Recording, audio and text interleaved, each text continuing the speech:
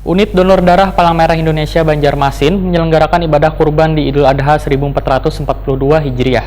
Penyembelihan 2 ekor sapi wan pembagiannya dilaksanakan di kantor UDD PMI Banjarmasin Jalan S. Parman, Banjarmasin Tengah, besokan Kamis 22 Juli 2021.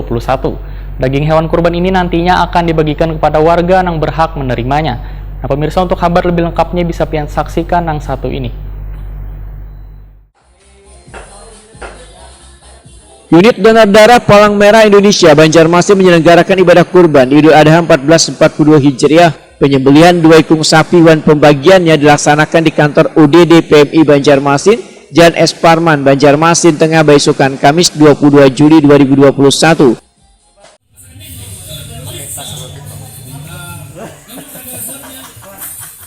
Kepala UDD PMI Banjarmasin Dr. Aulia Ramadan Supit Wetakuni Prima TV medahkan penyelenggaraan ibadah kurban tahun 1442 Hijriah di UDD PMI Banjarmasin ini baru pertama kali diadakan. Daging hewan kurban ini nantinya akan dibagikan kepada warga yang berhak menerimanya. Aulia Ramadan Supit menegaskan 2 ekor sapi ini adalah hasil sumbangan dari beberapa donatur wan urunan dari pegawai UDD PMI Banjarmasin. Aulia Ramadan Supit berharap kegiatan ibadah kurban ini diharapkan dapat membantu warga kurang mampu nang wayah ini terdampak pandemi COVID-19.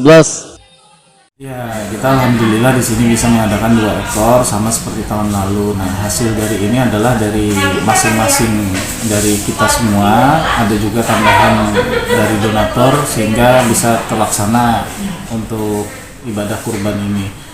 Nah, alhamdulillah kita semuanya seperti Kaos juga ada sponsor dari beberapa perusahaan yang itu bisa membantulah ke kami.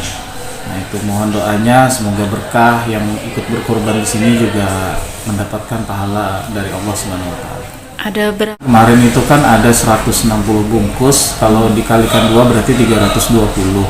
Mudah-mudahan ini bisa membantu masyarakat yang memang saat pandemi ini juga kesulitan lah untuk bahan makanan.